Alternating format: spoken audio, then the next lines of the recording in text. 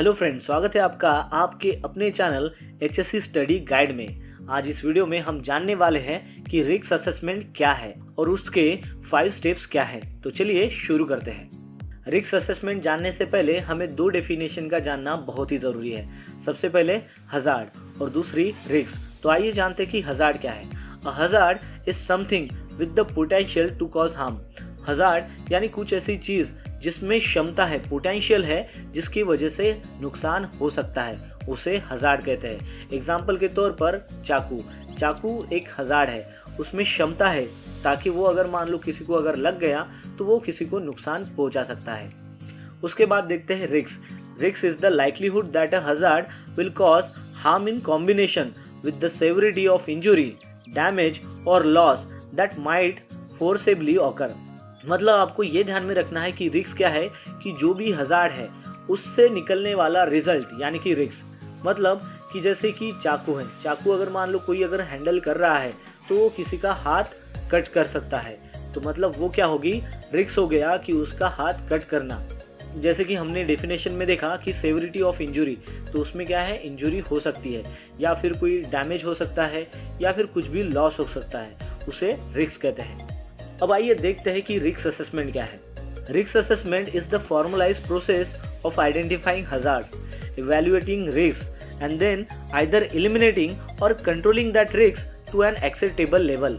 इसका मतलब ये है कि रिस्क असेसमेंट एक ऐसी प्रोसेस है जिसकी वजह से हम हज़ार्ड को आइडेंटिफाई कर सकते हैं और हज़ार्ड को आइडेंटिफाई करने के बाद उसमें जो भी रिस्क है उसको हम इवैल्यूएट कर सकते हैं। अब हमने क्या किया, हज़ार्ड को आइडेंटिफाई कर लिया और फिर रिस्क को इवैल्यूएट कर लिया, यानी कि उस हज़ार्ड में क्या रिस्क छुपी हुई है, उसमें क्या रिस्क हो सकता है, वो हमने इवैल्यूएट कर लिया। और फिर उसके बाद हमें वो जो रिस्क है उसको एलिमिनेट करना है या फिर उसको कंट्रोल में लाना है, जो एक एक्सेप्टेबल लेवल हो, उसे हम रिस्क असेसमेंट कहते हैं। The main objective of risk assessment is the prevention of accident and ill health। अभी हम जानते हैं कि रिस्क असेसमेंट का मेन ऑब्जेक्टिव क्या है। तो उसका मेन ऑब्जेक्टिव है कि जो भी एक्सीडेंट हो रहे हैं या फिर इल हेल्थ होता है उसको प्रिवेंट करना रिस्क असेसमेंट का मेन ऑब्जेक्टिव है। आइए अब जानते हैं कि रिस्क असेसमेंट की 5 जो मेन स्टेप्स है वो क्या है। There are 5 steps to risk assessment. Number 1 है आइडेंटिफाई द हज़ार्ड, यानी कि सबसे पहले जो भी हज़ार्ड है, जो भी खतरा है, उसे हमें सबसे पहले आइडेंटिफाई करना है।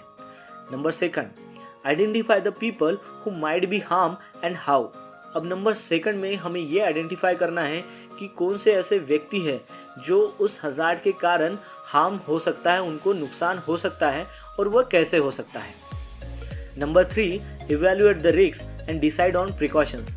अब हमें क्या करना है कि उसको वो जो रिस्क है, जो इंडिविजुअल मतलब जो भी लोग वहाँ पर है जो उनको हानि पहुँच सकती है, उस रिस्क को हमें क्या करना है, इवैल्यूएट करना है।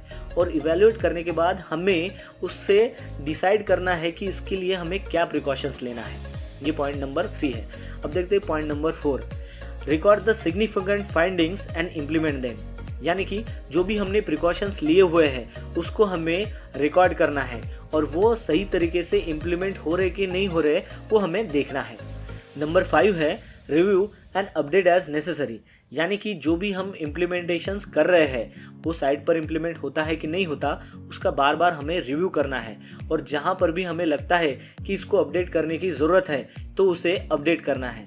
तो आप समझ गए होंगे कि रिस्क असेसमेंट के 5 स्टेप्स क्या है। आपको ये बस ध्यान में रखना है। फर्स्ट हमने देखा कि आइडेंटिफाई द हज़ार्ड। सेकंड क्या देखा, identify the people who might be harm and how. Third में हमने देखा कि evaluate the risk and decide on precautions. Fourth में हमने देखा कि record the significant findings and implement them. और फिफ्थ में हमने देखा कि review and update as necessary. तो दोस्तों, इस वीडियो में हमने जाना कि रिस्क असेसमेंट क्या होता है, हज़ार्ड क्या होता है, रिस्क क्या होती है और रिस्क असेसमेंट के 5 स्टेप्स क्या है। तो दोस्तों, आशा करता हूँ कि रिस्क असेसमेंट के बारे में जो भी आपके कंसेप्ट थे वो सब क्लियर हो गए होंगे। आज के लिए इतना ही। मिलते हैं नेक्स्ट वीडियो में एक नए टॉपिक के साथ में। तब तक के लिए टेक केयर, बाय बाय।